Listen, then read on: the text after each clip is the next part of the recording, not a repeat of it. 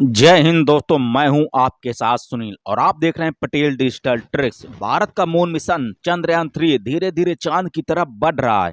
गुरुवार 17 अगस्त को यान के प्रोपल्शन मॉड्यूल ने विक्रम लैंडर को अलग कर दिया है। विक्रम लैंडर को यान से अलग करने के बाद अब प्रोपल्शन मॉड्यूल चांद के चारों ओर चक्कर लगाएगा और लैंडर से मिले सिग्नलों इसरो को भेजता रहेगा। वहीं विक्रम अब मिशन में अकेले ही चांद की सतह पर लैंड करने की कोशिश करेगा। इसरो ने 23 अगस्त 2023 को विक्रम की चांद पर लैंडिंग की तारीख तय की है। अब क्योंकि चंद्रयान-3 चांद की सतह पर पैर जमाने के लिए सभी पूर्ण गतिविधियां पूरी कर चुका है, अब बस चांद पर सॉफ्ट लैंडिंग का इंतजार है। तो चलिए जानते हैं कि चांद पर लैंडिंग से पहले क्या-क्या चीजें जरूरी होनी चाहिए और लैंडिंग के बाद विक्रम लैंडर और प्रोपल्शन मॉड्यूल का क्या काम होगा।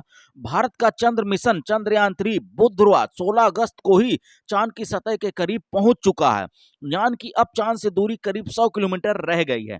अगले चरण के तहत 17 अगस्त यानी कल प्रोपल्शन मॉड्यूल ने रोवर सहित विक्रम लैंडर को अलग कर दिया है।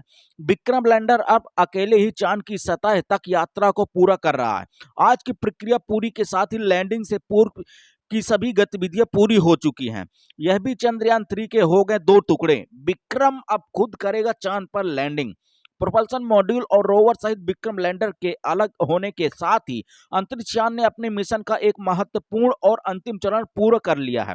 इसरो के अनुसार लैंडर को प्रोपल्शन मॉड्यूल से अलग करना कल का प्रमुख कार्य था। अब लैंडर चंद्रमा की सतह पर सॉफ्ट लैंडिंग के लिए एक स्वतंत्र यात्रा शुरू कर चुका है। अब आगे क्या होगा?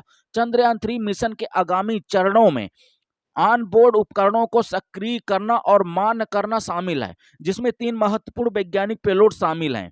इनमें से पहला चरण लैंडर को चंद्रमा से 100 × 100 किलोमीटर एक गोलाकार कक्षा में स्थापित करना शामिल है। इसके बाद जटिल प्रक्रिया के तहत लैंडर को चांद के और करीब लाया जाएगा, जिसमें लैंडर की चांद से दूरी 100 × 30 किलोमीटर रह जाए।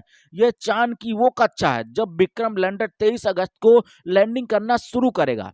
इसरो ने इसके लिए अनुमानित समय शाम के 5:47 का लगाया है। यह भी चंद्रयान-3 अब बस आ गया वो समय। चांद पर कब लैंड करेगा चंद्रयान-3 अभी क्या है लाइव लोकेशन हम आपको बताने वाले पूरी डिटेल से।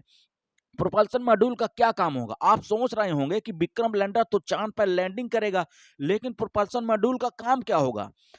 क्या हुआ है चांद के वायुमंडल पर ही उड़ता रहेगा? ऐसा नहीं है। दरअसल चांद की कक्षा में विक्रम लैंडर को 100 किलोमीटर ऊपर से छोड़ने के साथ ही यह लैंडर से संचार स्थापित रखने के लिए चक्कर लगाता रहेगा।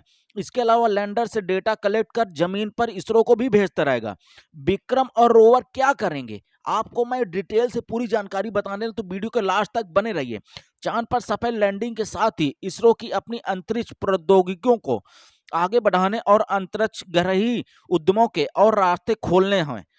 इसमें अभिन्न घटक शामिल है, एक लैंडर मॉड्यूल, एक प्रोपल्शन मॉड्यूल और एक रोवर। मिशन विक्रम लैंडर का मुख्य उद्देश्य चांद पर सॉफ्ट लैंडिंग करना है, जिससे रोवर की तैनाती आसान हो सके।